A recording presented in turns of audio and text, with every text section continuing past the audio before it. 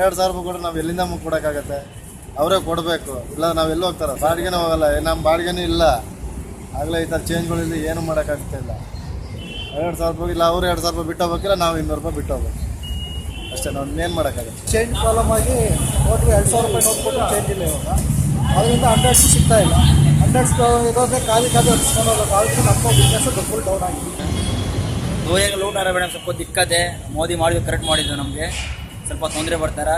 ಇನ್ನು ಒಂದು ತಿಂಗಳಿಗೆ ತೊಂದರೆ ಇಡ್ತಾರೆ, ಆಮೇಲೆ ಏನು ತೊಂದರೆ ಬರಲ್ಲ. ವ್ಯಾಪಾರ ತೊಂದರೆ ಆಗ್ತಾರೆ ಒಂದು ತಿಂಗಳಿಗೆ ಅಷ್ಟೇ. ಮತ್ತೆ ಒಂದು ತಿಂಗಳಿಗೆ ಹೋಗ್ಬೇಕು ನೋಡೋಣ. 2,000 ನೋಟ್ ಬಂದಿದ್ದು 500 ಬರ್ಬೇಕಾಗುತ್ತೆ. ಅದೇ 2,000 ರೂಪಾಯಿ ತಗೊಬರ್ತಾರೆ ಮೇಡಮ್. ನಾವು ಕಸ್ಟಮರ್ ಕೊಡ್ತಾರೆ, ಚೇಂಜ್ ಇಲ್ಲ ಅಂತ ವಾಪಸ್ ಕಳಿಸ್ತೀವಿ. ಬಿಸ್ನೆಸ್ ಫುಲ್ ಡೌನ್ ಆಗಿದೆ, ಚೇಂಜ್ ಸಿಕ್ಕಲ್ಲ, ಎಲ್ಲೂ ಯಾರು ಕೊಡಲ್ಲ ಮೇಡಮ್.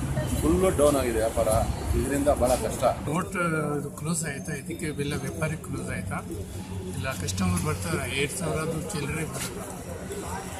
ಹಳ್ಳಿ ನೋಟ್ ಕೊಡ್ತಾರ 500,000 ಯಾರು ತಗೊಳ್ಳಿ 1,500 ಕೊಡ್ತಾರ. ಇದಕ್ಕಿಂತ 2,000 ಮಾಡಿದೆ, ಇಂದ ಕಮ್ಮಿ ಆಯಿತು.